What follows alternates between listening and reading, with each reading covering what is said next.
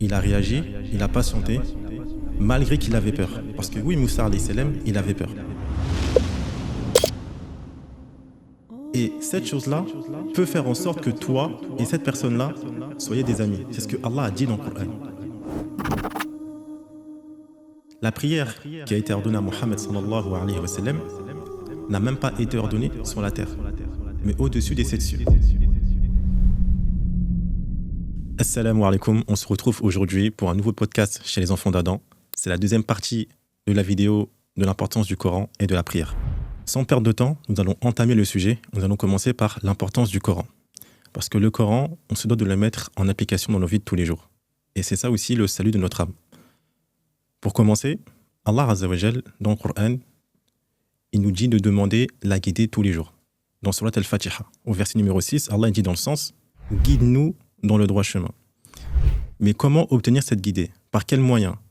Allah Azza wa Jal nous a donné la réponse dans la sourate juste après, Surat Al-Baqarah, verset numéro 2.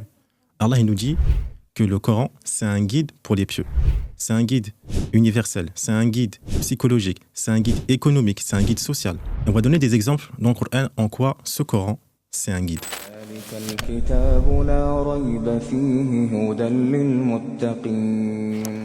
Allah dans le Coran nous a même montré comment marcher correctement. Dans Surat Al-Furqan, verset numéro 63, Allah dit dans le sens du verset « Les serviteurs du tout miséricordieux, ce sont ceux qui marchent humblement sur la terre. » On voit ici que Allah nous a donné un moyen, une manière de marcher, le fait de marcher avec humilité. Et dans ce même Coran, il nous a donné aussi la manière comment il ne faut pas marcher. Dans Surat Al-Isra, verset numéro 37, Allah il dit « Et ne foule pas la terre avec orgueil. » Donc on a le fait de marcher avec humilité, de se rabaisser, et le fait de marcher avec orgueil, le fait de s'élever. Et bien Allah nous a dit de se rabaisser, de marcher humblement sur la terre. Une autre manière de guider dans le Coran, c'est par le biais de l'histoire des prophètes. Allah dans le Coran nous a raconté l'histoire de plusieurs prophètes. Et par l'histoire de ces prophètes-là, on a une manière de nous éduquer. Parce que les prophètes, ils ont chacun leur caractère, ils ont chacun leur manière de voir les choses, etc. On va donner l'exemple, par exemple, avec celui qui a été éprouvé par la maladie. Ayoub, alayhi salam. Allah Azza wa Jal nous en parle dans le Coran. Sur le fait que Ayoub, il a été éprouvé par la maladie, il a dû s'armer de patience, et par la suite, Allah Azza wa Jal l'a délivré de son épreuve. On a Moussa, alayhi salam, qui a été, lui, victime d'oppression de la part de Pharaon. Comment il a réagi? Il a patienté, malgré qu'il avait peur. Parce que oui, Moussa, alayhi salam, il avait peur. Malgré qu'il était fort, parce que Moussa, c'est un coup de poing, était dans l'au-delà. Et bien malgré ça, Moussa alayhi salam, il a eu peur. Et Allah il le mentionne dans le Coran. Et malgré ça, il s'en est remis à Allah Azza wa Jal, et Allah lui a donné la victoire sur son oppresseur. Allah Azza wa Jal nous dit aussi dans le Coran comment réagir face au mal. Allah dans Surat Al-Fussilat, verset 34, il nous dit dans le sens du verset « Et répond au mal parce qu'il est meilleur ». C'est-à-dire que toi, si une personne vient, t'insulte sans raison, te provoque, alors que tu n'es pas forcément oppresseur, mais tu te fais oppresser, tu dois répondre de la meilleure des manières et non pas rentrer dans le jeu de la personne qui est en face de toi. Et cette chose-là peut faire en sorte que toi et cette personne-là soyez des amis. C'est ce que Allah a dit dans le Coran. Parce que juste après, il te dit quoi? Azza wa Jal, réponds au mal parce qu'il est meilleur, et voici la personne avec qui tu avais une animosité, devient-elle un ami chaleureux. Donc ça, c'est un des types de guidée aussi qu'il y a dans le Coran. Le fait aussi que le Coran, c'est un guide dans tes dépenses, dans l'économie. Et là, je vous demande juste de rester bien concentré sur ce que je vais dire.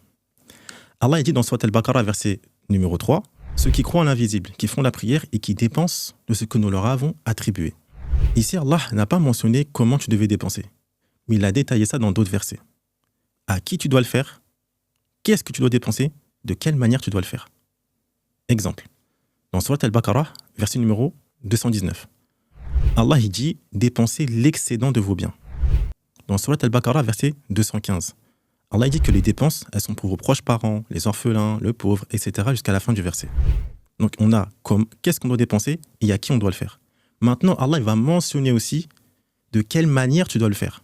Surat Al-Isra, verset numéro 29, Allah dit dans le sens « Ne porte pas ta main enchaînée à ton cou, mais ne l'étends pas non plus trop largement, sinon tu te trouveras blâmé et chagriné. » Surat Al-Furqan, verset numéro 68.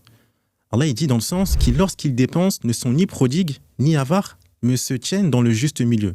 Donc même dans les dépenses, Allah Azza wa Jal t'a montré comment est-ce que tu dois agir. Ne pas être avare et dépenser sans en abuser. Et encore d'autres points par rapport à la dépense. Dans Surat Al-Anfal, verset numéro 36, Allah il dit que tout ce que vous dépensez contre le sentier d'Allah sera pour vous un sujet de regret. Donc on a le fait même aussi de dépenser contre le sentier d'Allah. Allah dit qu'attention, tu vas le regretter. Parce que ce n'est pas dans ce que Allah t'a autorisé. Et dans la même sourate Al-Anfal, verset numéro 60, à la fin du verset, Allah il dit que tout ce que vous dépensez dans le sentier d'Allah vous sera remboursé pleinement. Donc tout ce que tu dépenses dans le sentier d'Allah, Allah va te le rendre. Et ça, Allah en a parlé plusieurs fois dans le Coran, notamment dans sourate Al-Baqarah. Donc on voit que dans le Coran, Allah Azza wa Jalla nous a donné des moyens d'être guidés, que ce soit par l'économie, que ce soit par la sociologie, plein d'autres choses. Maintenant, pour rebondir, pour parler sur la prière, il y a plusieurs éléments qu'Allah Azza wa Jalla a mentionnés par rapport à la prière dans le Coran, notamment le fait que la prière a été ordonnée à tous les prophètes. Ibrahim alayhi salam, Moussa alayhi salam, Isa alayhi salam et tous les autres. Notamment dans la sourate 14, Ibrahim, verset numéro 37, Allah mentionne que Ibrahim alayhi salam faisait aussi la prière. Jésus, Isa alayhi salam, Allah lui a ordonné de faire la prière. Dans la sourate Al-Maryam, verset numéro 30 à 31. Donc on voit que la prière elle a son importance parce que même les prophètes d'avant la faisaient. On voit aussi que la prière, Allah Azza wa Jalla l'a distinguée des autres adorations. Dans Surat Al-Anbiya, verset 73, ou même dans Surat Al-Baqarah, verset 277, Allah va mentionner les adorations de manière générale pour après mentionner la prière de manière spécifique, pour montrer l'importance de celle-ci. Donc Allah l'a distinguée des autres adorations pour montrer son importance. Sachant que la prière qui a été ordonnée à Mohammed sallallahu alayhi wa sallam n'a même pas été ordonnée sur la terre, mais au-dessus des 7 cieux, pour montrer l'importance de celle-ci, pour montrer son élévation, à quel point elle est élevée cette prière. Allah l'a ordonnée en dehors même de la surface de la terre. On voit aussi qu'il y a des particularités par rapport à la prière, notamment que la prière obligatoire a été ordonnée 5 fois par jour, ce qui est différent de toutes les autres adorations. Par exemple, le ramadan, c'est 1 fois dans l'année. Le hajj, c'est 1 fois dans la vie. La zakat, c'est 1 fois dans l'année. Mais la prière, c'est 5 fois par jour. 5 fois par jour, tu as un rendez-vous avec Allah Azza wa Jal, subhanahu wa ta'ala. D'après Abu Ayyub al-Ansari, un homme se rendit auprès du prophète sallallahu alayhi wa sallam et lui dit « Exhorte-moi et sois concis ». Le prophète sallallahu alayhi wa sallam lui dit alors « Lorsque tu te lèves pour prier, accomplis la prière de celui qui va faire ses adieux. Ne prononce pas une parole par laquelle tu devras t'excuser demain et n'espère pas ce qui se trouve dans la main des gens. » Donc on voit dans la première partie du hadith que le prophète sallallahu alayhi wa sallam il a dit « Prie comme une personne qui va faire ses adieux ». Ça veut dire qu'une personne qui va faire ses adieux, qu'elle sait qu'elle va mourir, lorsqu'elle va prier sa dernière prière, elle va prier avec ardeur, avec constance, avec assiduité. Pourquoi ? Parce qu'elle sait que c'est la dernière. Et le prophète sallallahu alayhi wa sallam nous a ordonné de faire chaque prière comme si c'était la dernière, pour montrer l'importance de celle-ci. Parce qu'il ne faut pas oublier que le prophète sallallahu alayhi wa sallam, il a dit aussi que la première chose sur laquelle le serviteur il sera jugé, c'est sur sa prière. On a autre chose aussi par rapport à la prière. Le fait que Allah a dit dans son livre que la prière préserve de la turpitude et du blâme. Dans Surat Al-Ankabut, verset numéro 45. Allah il dit « Récite ce qui t'est révélé du livre et accomplis la prière, car certes la prière préserve de la turpitude et du blâmable. » C'est-à-dire que cette prière-là, c'est l'obligatoire et la surérogatoire aussi. C'est pas que celle qui est obligatoire. Toutes rentrent dedans. Et celle-ci, elle préserve des grands péchés et des petits péchés. C'est-à-dire qu'une personne qui s'apprête à commettre un péché, mais qu'elle sait que juste avant, elle s'est tenue devant son Seigneur, elle va se poser la question. Elle va se remettre en question. Elle va se dire, mais qu'est-ce que je vais faire alors que juste avant, j'étais en train de parler avec mon Seigneur. Juste avant, j'étais en train de demander à mon Seigneur. Et là, tu te retrouves face à un péché. Est-ce que tu vas le faire? Est-ce que tu vas pas le faire? Est-ce que cette prière va te préserver de la turpitude et du blâmable? C'est pour ça que certaines personnes vont... Vous allez voir que certaines personnes vont dire, mais moi, la prière, elle m'empêche pas de faire des péchés, je fais quand même des péchés. Pourquoi? Le problème, c'est pas la prière, mais c'est le prieur. Est-ce qu'il a fait sa prière avec assiduité? Est-ce qu'il s'est concentré dans sa prière? Est-ce qu'il a mis de l'ardeur dans sa prière? Est-ce qu'il s'est concentré? Est-ce qu'il a parlé sincèrement avec Allah Azza wa Jal? Est-ce qu'il était avec humilité dans sa prière? Tout ça, ça rentre dedans. C'est important de se concentrer dans sa prière, d'être humble, de savoir que tu parles avec ton Seigneur, subhanahu wa ta'ala, sachant que même quand tu es prosterné, c'est le moment où tu es le plus proche d'Allah Azza wa Jal. C'est là où tu peux tout lui demander, et même demander pardon pour tes péchés. Donc comme on a dit, celui qui s'apprête à commettre un péché, sachant que juste avant, il a rencontré son Seigneur, il faut qu'il sache aussi que juste après, il va encore le rencontrer. Donc ça doit l'empêcher justement de commettre certaines turpitudes et ce qui est blâmable, comme le verset le mentionne. Encore, pour revenir sur le verset, on voit que Allah Azza wa Jal, il a encore distingué une adoration. Parce qu'Allah, il dit « récite ce qui t'est révélé du livre ». Mais le fait de réciter le livre, c'est aussi de l'appliquer. Et juste après, il va mentionner un acte d'adoration qui est la prière. Et après, il mentionne les bienfaits de celle-ci. Parce que, n'oubliez pas que la prière, elle te préserve du blâmable parce que tu te rappelles d'Allah Azza wa Jal. C'est pour ça que Allah Azza wa Jal, dans Surah Taha, verset 14, qu'est-ce qu'il dit? Et fais la prière pour te rappeler de moi. Et le fait de te rappeler d'Allah, c'est ça aussi qui va t'empêcher de faire tel ou tel péché. Il y a aussi quelque chose de très important. Il faut savoir que les personnes qui ont délaissé ou même qui ont arrêté la prière, l'une des causes majeures et qui revient souvent, quand on leur demande pourquoi, c'est les ablutions. Parce que les personnes, ils ont la flemme de faire leurs ablutions. L'eau, quand c'est froid, etc., le matin et tout. Et ça, justement, il y a des remèdes par rapport à ça. C'est-à-dire que, par exemple, c'est un exemple. Quand tu vas aux toilettes, directement, dès que tu as fini, tu fais tes ablutions. Comme ça, au moins, tu sais que dès que tu as fini, tu es en état de pureté, et par la suite, tu peux aller prier tranquillement. Parce que c'est vraiment quelque chose qui revient souvent, le fait que les gens ont la flemme et ils n'ont pas envie de faire leurs ablutions. Demandez aux gens autour de vous, beaucoup, c'est quelque chose qui va revenir. Et l'importance de faire ces ablutions, elle est dans le fait que c'est une cause pour que le prophète sallallahu alayhi wa sallam te reconnaisse au jour de la résurrection. Pourquoi? Parce qu'on a un hadith où on nous dit que les croyants, ils auront les traces des ablutions au jour de la résurrection. Et c'est comme ça qu'on pourra les reconnaître. On a un hadith. D'après Buraïda, qu'Allah Azza wa Jalla l'agrée, le prophète sallallahu alayhi wa sallam a dit « Je ne suis pas entré dans le paradis sans entendre des bruits de pas. J'ai dit « Qui est-ce » Ils ont dit « Bilal ». Puis, je suis passé vers un magnifique palais élevé et j'ai dit « À qui appartient-il » Ils ont dit « À un homme de la communauté de Mohammed sallallahu alayhi wa sallam ». J'ai dit « Je suis Mohammed. À qui appartient ce palais » Ils ont dit à un homme parmi les Arabes. J'ai dit, je suis un Arabe. À qui appartient ce palais? Ils ont dit à Omar ibn Khattab. Le prophète sallallahu alayhi wa sallam a alors dit à Bilal, par quoi m'as-tu précédé dans le paradis? Il a dit, je n'ai jamais eu un hadath, c'est-à-dire une perte d'ablution, sans que je ne fasse les ablutions après, et je n'ai jamais fait les ablutions sans prier par la suite. Par rapport au Coran, Allah nous dit dedans que c'est une guérison. Notamment dans la sourate Al-Isra, verset numéro 9. Mais c'est une guérison du corps, mais c'est aussi une guérison du cœur, pour ce qu'il y a dans les poitrines. Et on va donner un exemple avec sourate Al-Fatiha. Allah nous dit au verset numéro 5, « C'est toi seul que nous adorons, et c'est toi seul dont nous implorons le secours. » Ici, il y a deux remèdes pour le cœur. Le premier, c'est « Iyyaka na'budu » c'est toi seul que nous adorons. Ici, c'est un remède contre les maladies de l'ostentation. Le fait de faire des actions, des adorations pour autre qu'Allah Azza wa Jal, pour te montrer aux yeux des gens. Et en disant « Iyyaka na'budu », c'est un remède qui va t'aider à arrêter cette chose-là. « Iyyaka nasta'in », c'est toi seul dont nous implorons l'assistance, c'est un remède contre l'orgueil.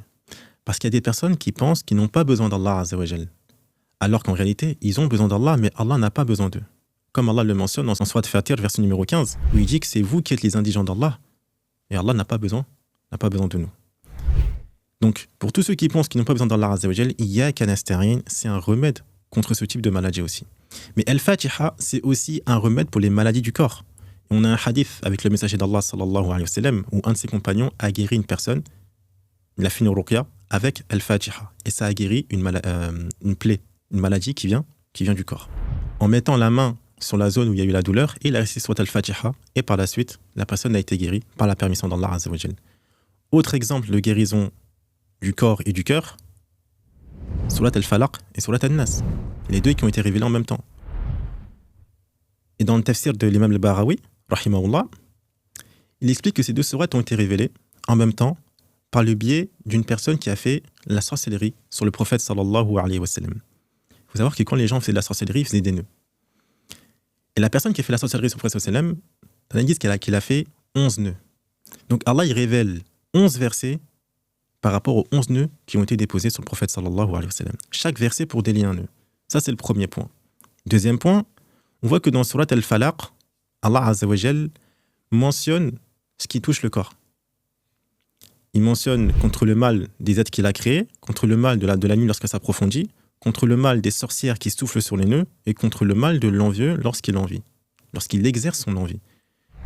Et dans Surat An-Nas, Allah il mentionne un mal mais qui touche le cœur. Allah il mentionne contre celui qui fait des insufflations dans les poitrines des hommes. Donc on voit que ces 2 sourates sont un remède pour le corps et pour le cœur aussi. Mais les 2 ont des nuances. Parce qu'au début de Surat Al-Falaq, Allah mentionne seulement sa seigneurie. Qul a'udhu bi rabbil falaq. Je cherche refuge auprès du Seigneur de l'aube naissante. Et après, il va mentionner 4 mots. Donc le mal des êtres qu'il a créés, le mal de la nuit lorsqu'elle s'approfondit, le mal des sorcières et le mal de l'envieux. Mais dans Surat An-Nas, c'est autre chose. Allah va mentionner 3 noms, 3 attributs à lui. Qul a'udhu bi rabbin nas, malikin nas, ilahin nas. Il met la seigneurie, la royauté et la divinité. Mais pourquoi ? Pour un seul mal. Et ce mal-là, c'est quoi ? Ce qui touche le cœur. Donc Allah a mis plus d'attributs à lui pour ce qui est le plus important. C'est le cœur. On voit aussi que dans Surat Al-Mu'minun, Allah Azza wa Jal, il dit que bienheureux sont certes les croyants qui sont humbles dans leur prière. Quand tu descends au verset 11, Allah leur promet le paradis. Mais on voit que dans Surat Al-Mudaththir, à partir du verset 40 à 45, Allah demande aux gens qu'est-ce qui vous a acheminé à Saqar. Et qu'est-ce qu'ils répondent en premier ? Nous n'étions pas de ceux qui faisaient la prière. Et dans Surat Al-Mu'minun, Allah mentionne ceux qui font la prière humblement, il leur promet le paradis juste après. On voit aussi que la prière, Allah souvent il la lie avec la zakat. Parce que la prière, c'est ta purification avec Allah Azza wa Jal, et la zakat, c'est ta purification dans ton lien avec les gens.